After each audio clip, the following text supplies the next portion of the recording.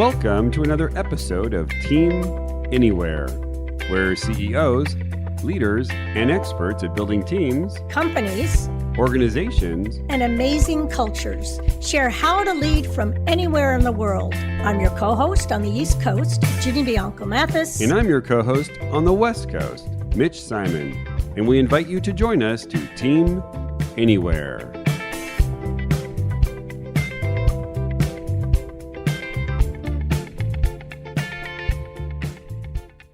What if every leader in your company created a contract or a covenant that stated their obligations to their team? What if every team created a covenant where they shared their obligations as a team with their manager? Certainly, the employee working thousands of miles from the home base would feel more taken care of, since he or she would know exactly what to expect from the leader, and they would also have the ability to share with their leader just how the leader is doing. On today's podcast, you will learn how to create a workplace covenant that ensures mutual accountability and success between leaders and teams anywhere. Hello and welcome to another episode of Team Anywhere. I'm your co-host, Mitch Simon, on the West Coast, and I've got our amazing co-host, Dr. Virginia Bianco Mathis, on the East Coast. And today we have an author. We have an author, a star, a professor, a Superman, and it's Dr.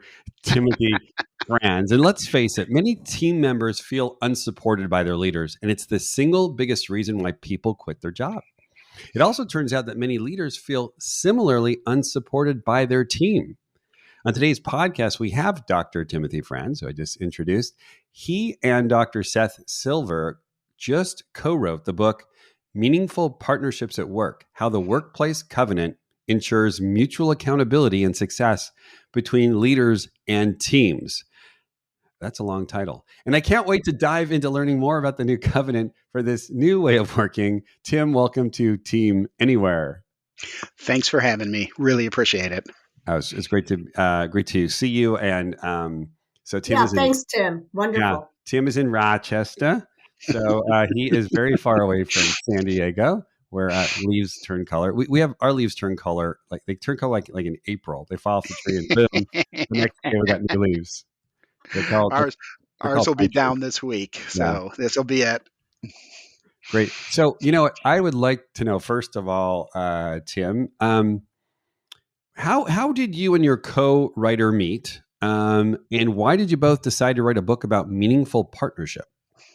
Well, we've been working together for a long time. I think we met back in 2001, 2002, somewhere around there. I moved to Rochester from my where I worked before this. Started teaching at St. John Fisher. And at the time, there was a graduate program here in human resource development. Seth was a half-time faculty member, and mostly consultant, and I was a full-time faculty member and part-time consultant. And we always joke about this, that he's a consultant who professes, and I'm a professor who consults. And so, exactly, we've been working together a long time on teaching, on research, on consulting, on so many different things. And we actually live about a mile away from one another too. And our daughters just graduated high school together last year. Gosh. So it's been a long-standing relationship. Now, how did we get to this book? Yeah. And I'm going to give credit where credit is due to Seth. This is Seth's idea, this workplace covenant idea. And it really started when he was back working at a Fortune 100 technology firm in Rochester, New York. Gee, I wonder, whether that could be Xerox or not. So he worked at Xerox, and he started listening to managers talk about their teams, and the managers would say, yeah, I've got a pretty good team, but I wish they'd communicate better. I wish they'd send me more emails. I wish. And then he'd talk to the team members, and the team members would say, yeah, our manager's pretty good, but I wish they'd give us a better vision. I wish they'd support us to leadership. I wish, I wish, I wish. And there was always this, in some teams, as you know, very high level of frustration, and in some, at least a moderate level of frustration or a little frustration, a two-way street of frustration. And so he started talking with these teams and leaders about their obligations to one another. Now, about 2007, he introduced this concept that the term he developed, the workplace covenant, and covenant doesn't have a religious connotation at all, but this workplace covenant, a set of agreements based on obligations that carry some level of weight behind them. And back in 2007, full-time professor, I was doing academic research at the time. I looked at what was happening with this, and I saw the theoretical foundation, why this worked. I could tie it to all these different ideas in my field as an organizational psychologist, and I got really excited about it. So after a few years, because you all know, you blink and another 4 years goes by, and we started doing research about the workplace covenant. We started doing more consulting together about the workplace covenant, and then finally we started to write the book. And then COVID hit, and we jokingly refer to this as our COVID vacation. We What are the both COVID ended up people? we both ended up with a little extra spare time, and we Nice. had started the book before that, but that gave us enough spare time to finish this book. We write about in the book the process. We actually give it away. Once you read this book, you could actually do the process of the workplace covenant. And while writing the book, we realized that the title changed halfway through writing, It as got often longer. happens. Yeah, yeah. Yeah. And so we realized that the book wasn't about the workplace covenant. The workplace covenant is just a tool to get to this goal of meaningful partnership, to have everybody rowing in the same direction, going on the tracks together, moving together in alignment, and really sticking together and working towards the same thing, working as partners. Wow. I have a question about what you just said, but I just need to clarify something. Um, Ginny, are you a consultant that professes or a professor that consults? I do both. I did. I said I'm not. I got a foot in both camps. I All got a right. foot in both camps, All right. So we and I'll got be talking to you later, Mitch. all I right. mean, Tim. Cool. It's just- So I guess my question going back is you mentioned Tim, that it's obligations that carry some level of weight behind them. So what do you mean by that? That the obligations? I mean, when I think of an obligation, it does carry a level of weight. But what do Mhm. you mean by that in a team setting? Well, the way we work this process to try to give them this obligatory sense of weight is, first of all, people have more buy-in to things they develop. Hmm. So a team separately works on their expectations of their team leader and then lists their obligations to the team leader. And the leader separately Hmm. does the same thing. What are my expectations of the team? What are my obligations to the team? And then those lists, through a facilitated dialogue, are merged. The leader lists their obligations to the team, and the team says, well, here are our expectations. Those lists are usually about 70 to 80% overlapping, and the expectations are merged into the leader obligations. Wow. And how does a team monitor and work through when obligation and expectations are met, and then when they're not met? Well, one of the things I love about this process is so many organization development interventions are one-shot deals, and I'm going to criticize myself.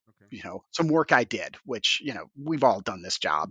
I was working with a nonprofit locally, and this was not with Seth, about 5 or 6 years ago. And after 3 sessions with this group that was having conflict and communication problems, they said, well, this is great. We love your ideas. We love what you're doing, but how do we keep it going? Mhm. And I said, well, I'd love it if you had me in again, but that's the leaders in the organization's job. And if we talked about this every 3 months, we would change the culture. Mhm. That is the key, is this workplace covenant. The leader has obligations to the team, it's signed. The team has obligations to the leader. They're signed. And then on both an informal and formal basis, every 2 to 3 months formally and informally in one-to-ones or team meetings, you revisit this covenant. And I wish I had mine to Seth. It's at my home office, but I could hold up my covenant to Seth and show in the video. Right. It's on my wall. He has a covenant to me, and it's on his wall. And we take these things seriously about our working together. Now we're friends, but we still developed one around working together on this book. So it's on the wall. You bring it up in the one-to-ones. You bring it up in the team meetings. In fact, we just worked with a team working. They're about 2 hours away, and we just worked with this team, and they are going to put their covenants at the top of the agenda as the first item for Beautiful. every meeting. So it's this constant revisiting. And at first, that facilitated dialogue between the team and the leader. It's great to have somebody in between, but our job as good OD people is to work ourselves out of business.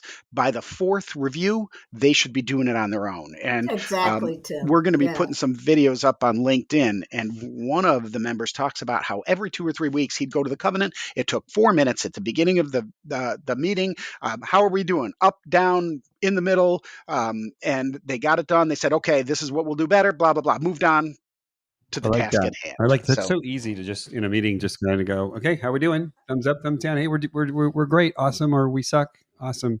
Jeannie, do you have a question? Question, input. I have found, and see if I'm hearing what you all try to do. You facilitate the team and the leader through the process of the covenants. And then I think the real punch as an OD consultant is, now what are you going to do with it? How do you make it real? Even just putting it on the agenda is like one of 4 maybe things we have to do on a regular basis. How will we know? When you said I have found that, yeah, I may have to be there like 4 times. Yep. Wait a minute. Do you want to rephrase that, Bob? Given covenant number 4, right? And then they learn how to do that. And then as a good OD consultant, you move out because hopefully they've been coached towards those skills. Absolutely. And that is the goal, to coach them to do their skills. Now, sometimes in some teams that are really struggling, those first meetings are really tough. And the first meeting to develop the covenant, you can see them change by the first covenant review. You can see their demeanor change, their behavior change. But you still, those first covenant reviews do take about an hour. They take some time. But over time, and Mitch, as you said earlier, 5 minutes at the beginning of a meeting, it can be boom, boom, I need to fix this. I'll try to do it by doing this. Boom, move on.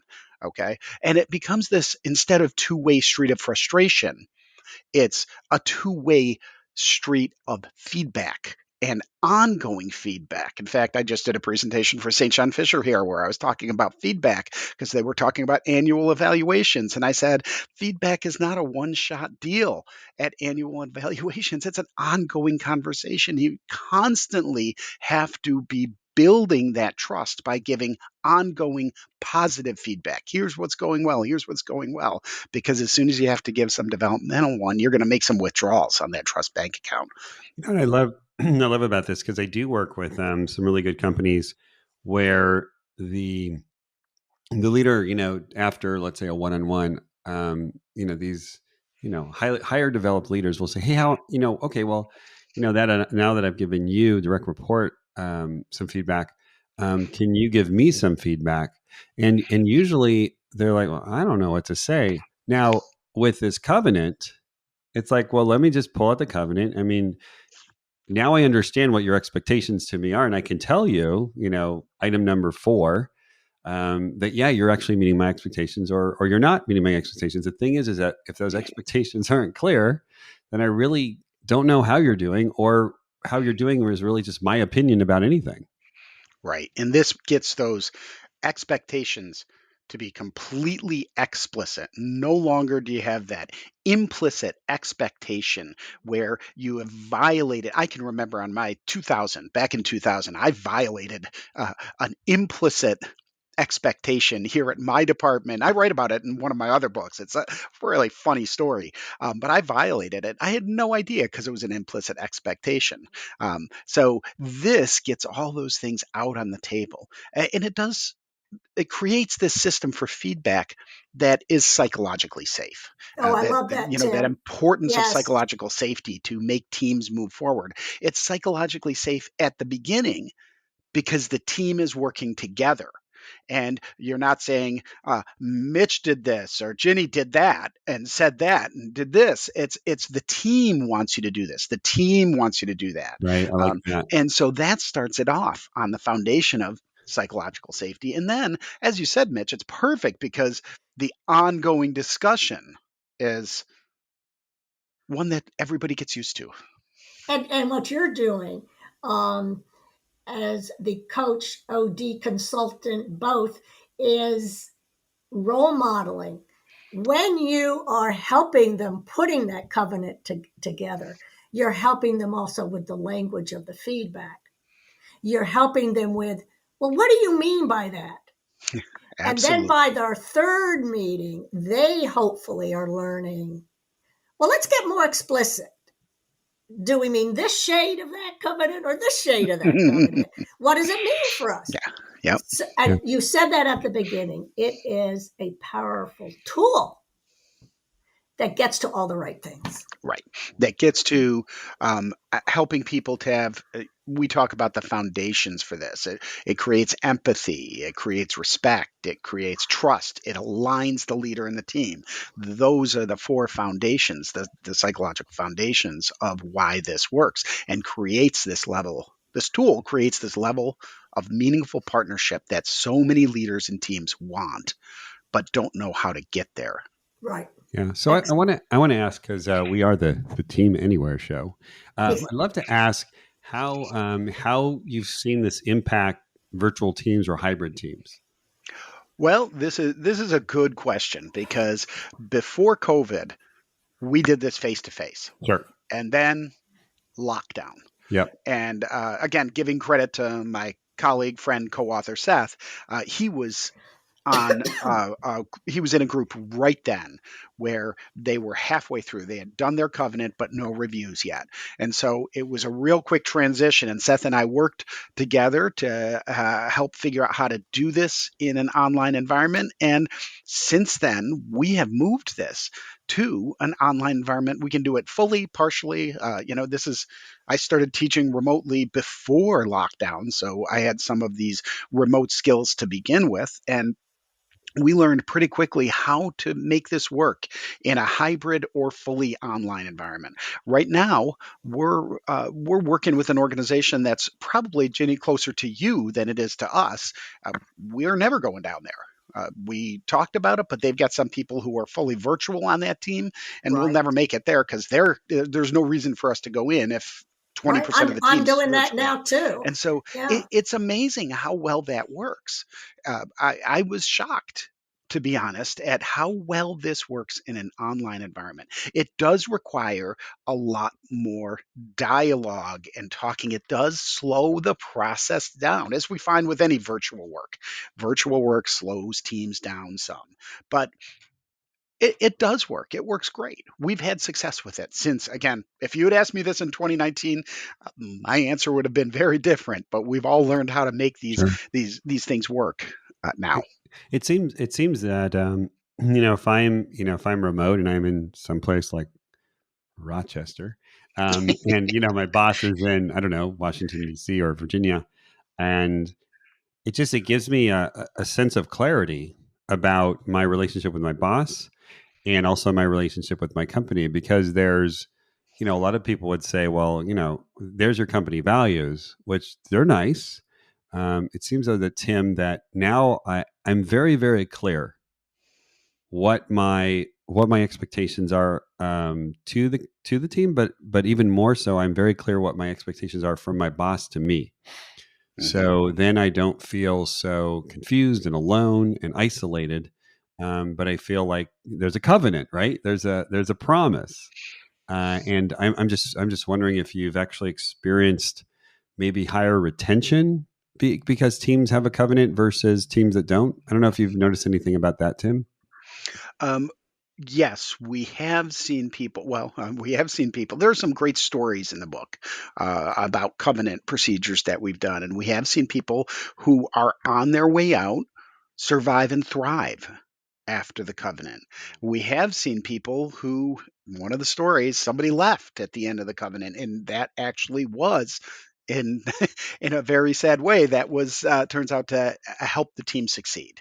um, but we have direct evidence that shows that teams uh, conflict goes down, engagement goes up, team performance goes up, teams are more aligned and work together as partners. We lay all that out in the book, but our research shows that this works, that it Wow. does make a difference for teams. Well, you're making me want to buy this book. I'm buying it. I'm having my All right. students buy it. Jenny's on Amazon right now. There it is. He's pointing to it. So, right. All right. He's buying it. Yeah. Well, you're talking to two consultant professors. I'm actually just a consultant. Well, my first question was as I was learning more about you is I'm going to read the if we have enough time, Jenny, on the podcast, I'm going to read the title of the book again. So, Meaningful Partnership at Work: How the Workplace Covenant Ensures Mutual Accountability and Success Between Leaders and Teams. Whew, I'm tired. So the first two words says meaningful partnership at work. It doesn't say meaningful partnerships at work. And so I really want to understand, what does meaningful partnership mean, and why it's singular and not plural?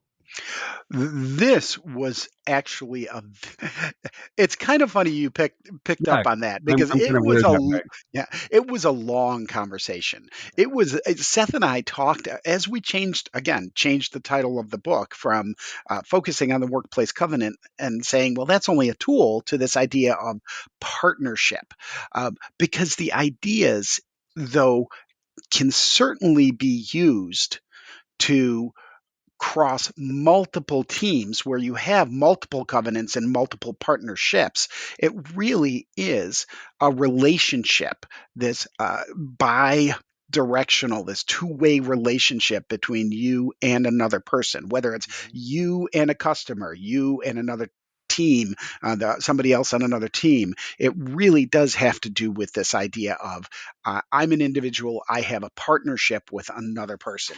The model we often use, and as you picked up on, is the team leader to the team, and that can be a CEO to the executive team, or a frontline supervisor to the people on the floor. Great. And I always talk about some of the work that I do is I'm really trying to build collaboration. Well, on a team. So what's the difference between a meaningful partnership and just collaboration, or just collaboration? Like how would I see that happening different on a team? Well, we think that collaboration is part of meaningful partnership. So you're talking about building collaboration. And a meaningful partnership is an elevated sense of connection, cohesion, and collaboration. That is the goal, that people are more connected at work, that they're more cohesive, and as a result, can collaborate more. So it's not just collaboration, but it's this idea of an elevated sense of collaboration. I love I'm learning this for the first time, but I love that sense of connection. In addition to collaboration, which again is one of the things that Jenny and I are finding from this podcast, is that seems to be the first thing that was necessary with hybrid and virtual work, and perhaps it's always been necessary. It just hasn't been talked about, and I do think these days it almost goes without saying that if you're not creating connection, then number one, you're not going to have collaboration, but number two, your employees are just going to take off and go find it somewhere else. And right now, that's what we're seeing. In fact, a program Seth and I did back in April, we Mhm. predicted this idea of people leaving, Yeah. especially for these leaders who aren't working towards who aren't recognizing the alien and isolation that people felt during Yeah. COVID, that really changed how they looked at their job, and made them really rethink this idea of employment. So it really exacerbated issues that already existed. The issues were there, and this made it worse. And now we've got Yes. leaders who are making who wanted their employees to do all this work remotely for 18 months, and we trust you to do it. We trust you to do it. And now they're calling them back and saying, we don't trust you. Even though we had to trust you, we don't trust you.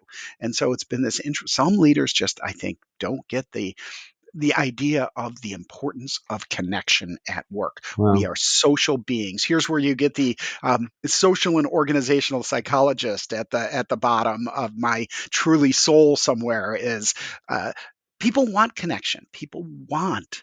We're social beings. They want that social connectiveness, whether it's remotely, which works now, we found out, or whether it's face to face. Different people want different levels of each.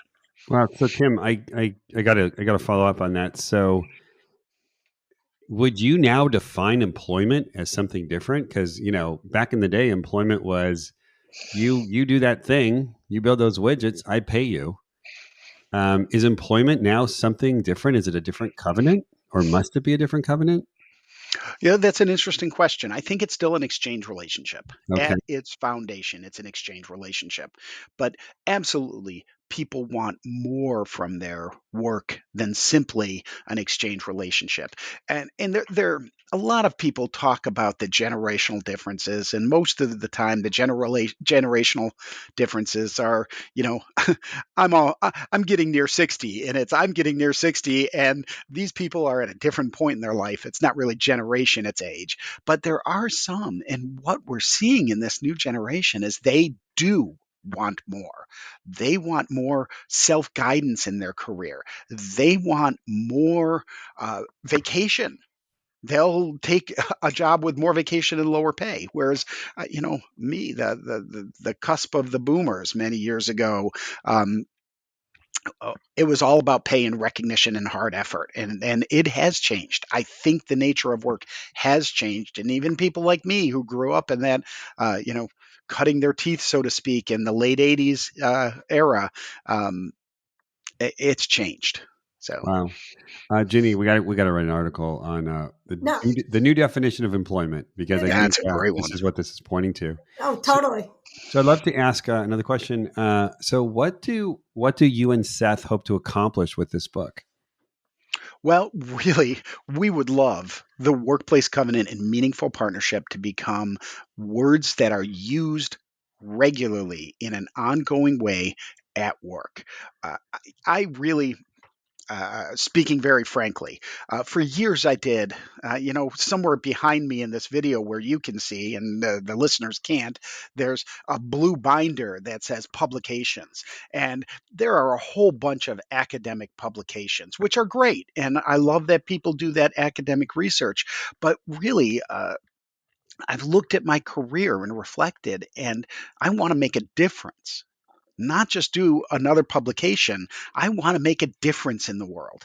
And people go to work, and so many people are dissatisfied, disengaged, and they don't want to be there, and they're miserable when they go home. And I'm gonna, my mom died years ago, but I'm gonna pick on her anyway for a little while. She used to say she threw her work troubles over the bridge on the way home, and now, as an organizational psychologist, I think she did it fairly well, worked with heroin addicts in her life, but that's so hard for most people. We don't throw our troubles over the bridge on the way home. If things are bad at work, it affects our spouse, our partner at home, our kids at home, our pets at home.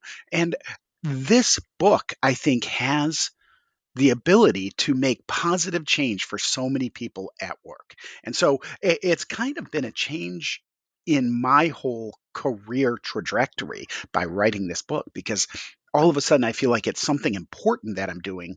And not, again, not that academic research is not important, but I've got some papers I think 4 people have read, and a lot more people have read this book already. Wow. Now, it's very practical, Mhm. and it came out at the right time, did it not? We're Oh, I looking for the totally agree. redefinition of work, And this fits right into that. It's a marvelous tool. Great. Absolutely. I think you hit right on it. So, what is the one thing you would hope that people would do right away to take this idea of a meaningful partnership or a covenant and put it into action? Actually, read the book. And again, we've given away the process. Hmm. You can do this on your own. It's easier to have an outside facilitator. But I think if people really put into action the things that we talk about, try to get those obligations spelled out so they're not implicit, so they're explicit, and it focuses on, instead of my expectations, it focuses on my obligations, what I have to do. This is an important change in how we view how we work together. What do I owe you so that you can feel supported and be successful? It does change the nature of the relationship so that people have this meaningful partnership. That's great. Okay, so I want to know, how can we find you? How can we find the book? How can we find Seth? Okay, so all of well, first of all, Seth and I are both very active on LinkedIn. We've been publishing a lot of articles, these podcasts. So my LinkedIn is Tim Franz Consulting, Tim-Franz dash consulting. Seth's LinkedIn is, looking it up very quickly, is Seth R. Silver EDD, is his LinkedIn. And like I said, we're both very active. He has a website, Silver Consulting Inc. I have a website, teambuildingprocess.com. So we are pretty easy to get a hold of. And of course, I also, as a college professor, as you know, Ginny, my information is out there publicly. St. John Yeah. Fisher College. I'm easy to find. So those are the best ways. Neither of us are really active on Twitter, but LinkedIn, and our websites. You can get the book at Amazon, or direct from our publisher, which is that conglomeration of Taylor and Francis, Routledge, Corwin, and I Productivity know. Press, They're our all little together piece. now. Yeah, they're all Yeah, together now. right. Yeah. That's great. Yeah, and the book came out, I'm looking on Amazon, it came out on August 27th, 2021. It's a brand new book. Yep. And gosh, this has been fun. I Oh, learned a Oh, it lot. has. excellent. I learned a It's been lot. real fun. Well, great. So thank you so much, Tim. Please send our highest regards to your partner, Seth. We want to thank you, Jenny. Jenny, we all want to thank everybody. I want to thank our listeners who have been, I think we're going to hit about 6,000 downloads this Wow. month, which is pretty Yeah, cool. It's November fabulous. now as we record this. And so if you've loved our podcast, please share it with your pets, as Tim pointed out, and your colleagues and your friends and your family. Please give us a rating, 5 stars, and we look forward to seeing you on the next episode of Team Anywhere.